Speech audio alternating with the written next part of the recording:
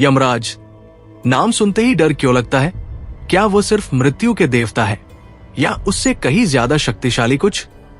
क्या सच में उनके पास इतनी ताकत है कि वो किसी की भी जिंदगी एक पल में खत्म कर दे?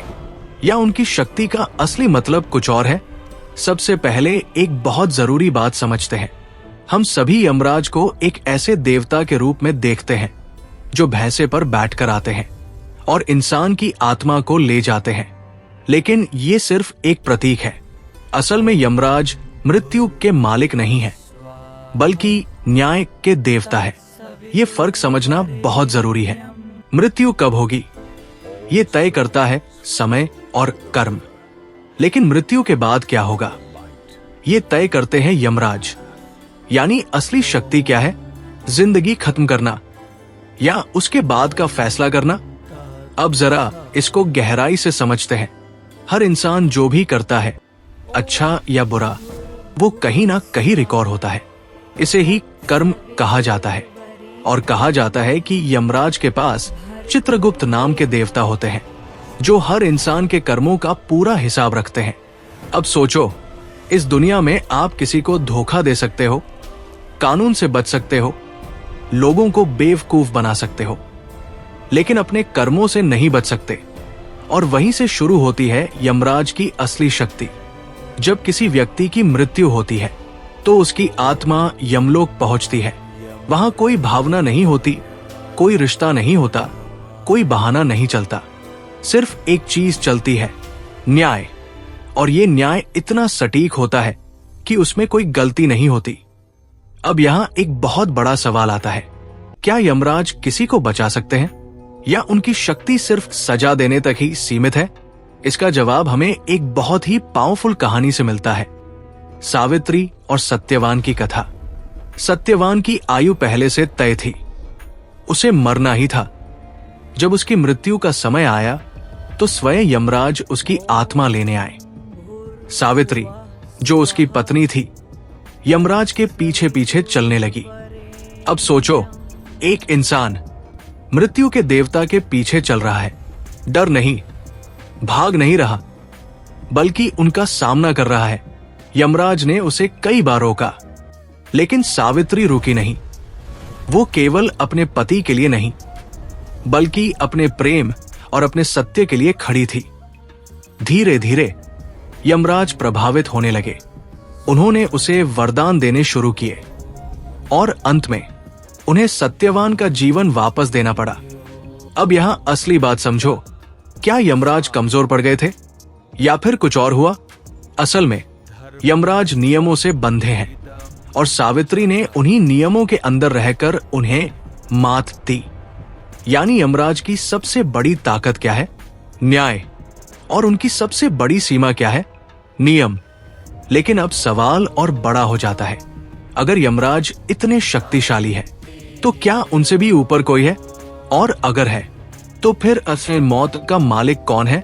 इसका जवाब हमें एक बेहद शक्तिशाली और प्रसिद्ध कथा में मिलता है, मार्कंडेय की कहानी। मार्कंडेय एक ऋषि के पुत्र थे जिनका जन्म ही एक कठिन शर्त के साथ हुआ था। उनके पिता को वरदान मिला था कि उन्हें एक पुत्र मिलेगा, लेकिन उसकी आयु बहुत छोटी होगी, केवल 16 वर्ष। अब सोचिए, एक ऐसा बच्चा जो जन्म से ही जानता है कि उसका अंत कब होगा। लेकिन मार्कंडेय ने हार नहीं मानी। उन्होंने बचपन से ही भगवान शिव की भक्ति शुरू कर दी।